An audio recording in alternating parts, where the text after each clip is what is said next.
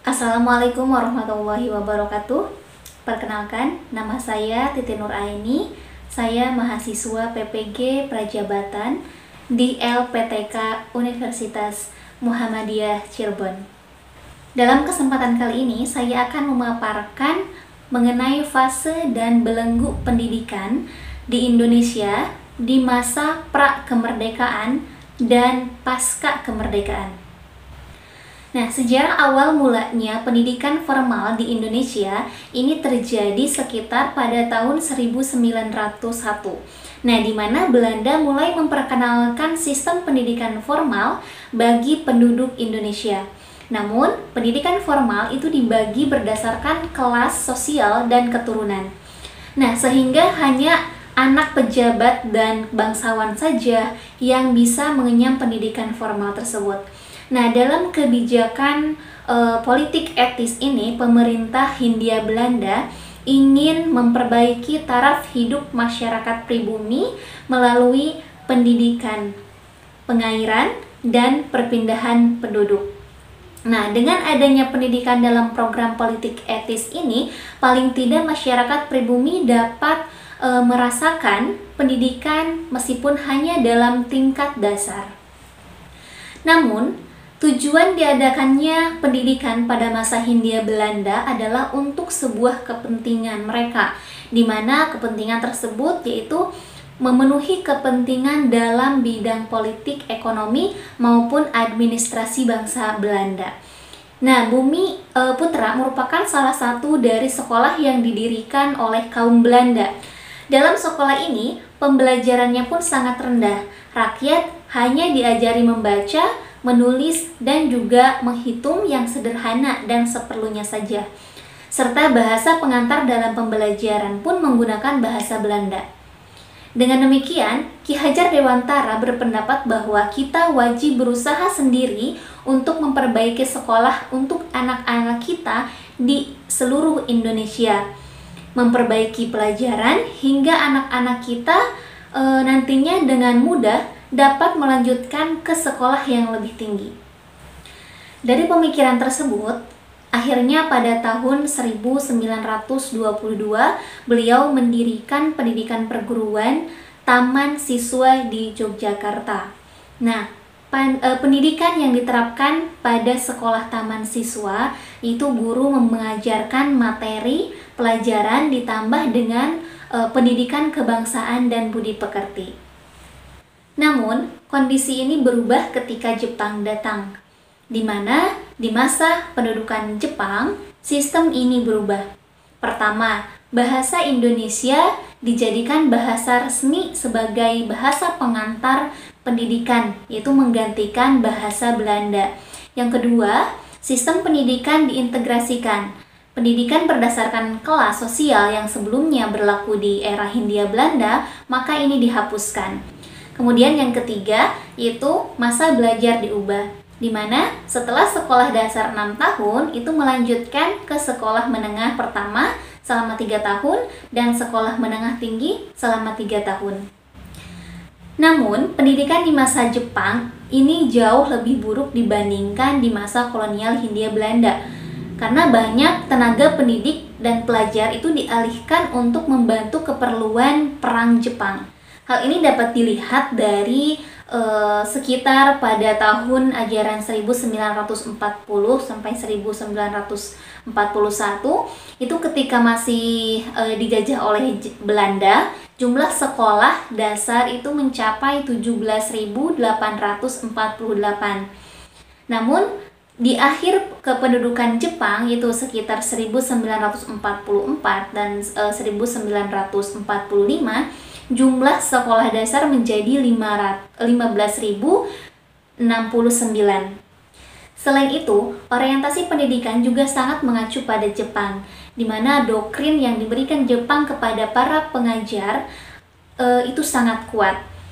Nah, doktrin ini sebuah ambisi Jepang untuk menyatukan Asia Timur Raya, itu termasuk Asia Tenggara, dalam satu kepemimpinan, yaitu di bawah Kaisar Jepang.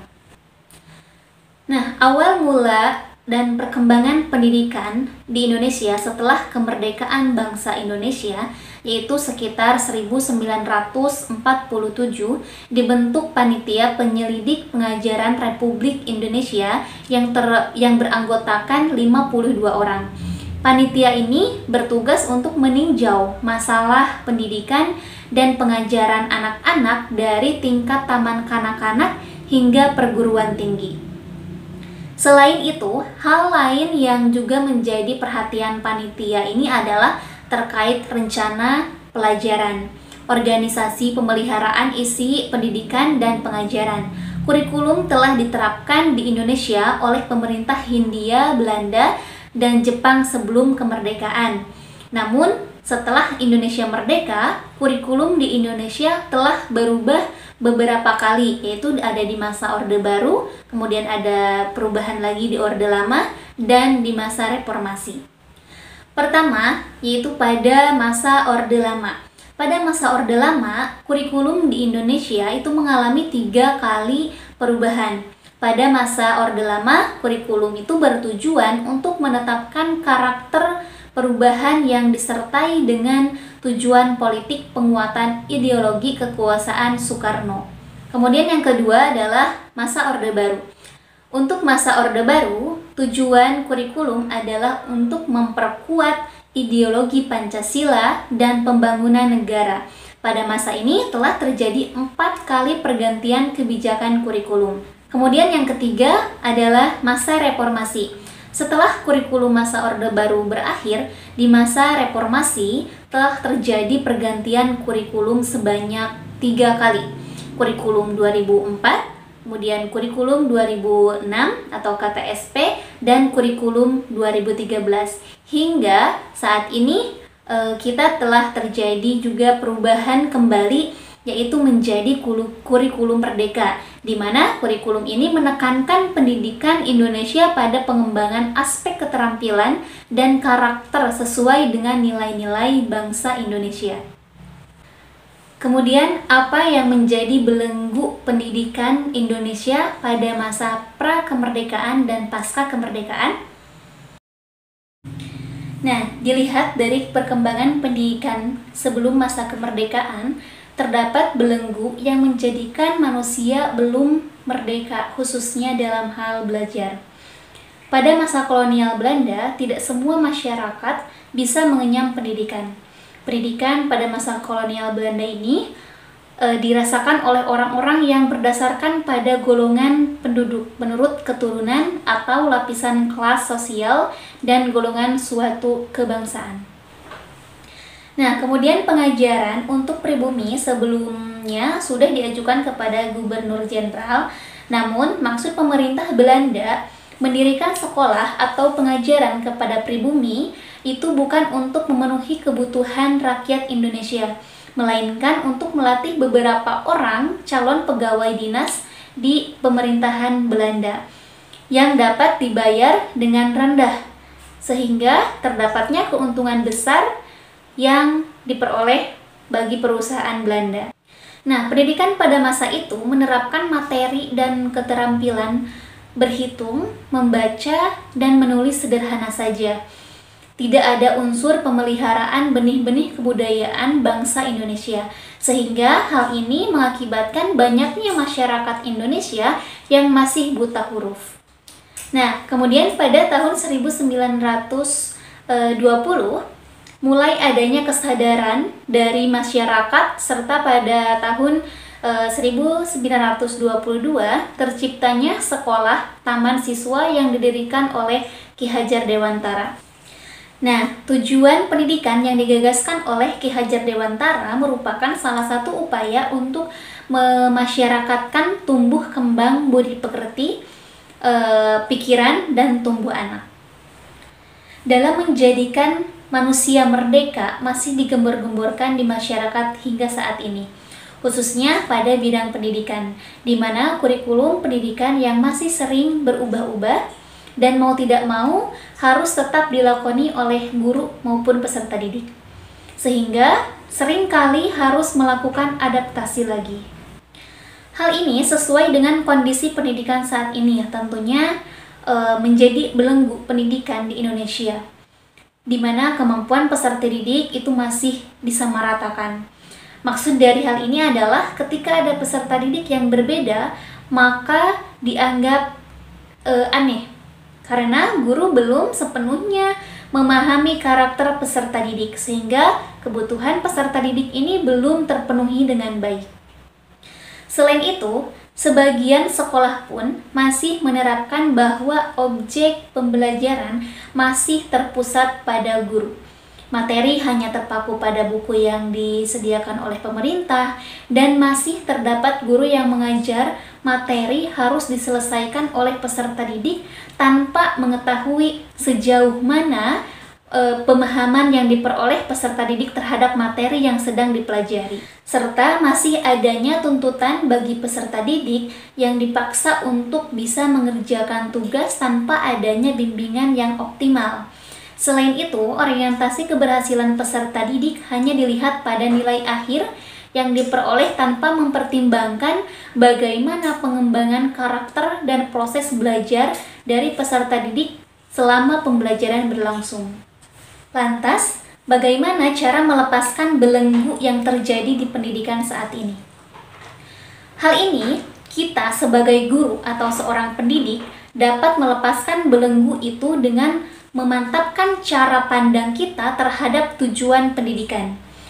Kita harus benar-benar memahami betapa pentingnya pendidikan yang harus direncanakan, dikelola, dilaksanakan, dan bagaimana proses yang tepat yang dikaitkan dengan landasan filsafat pendidikan, kemudian dievaluasi dan rencanakan tindak lanjutnya seperti apa.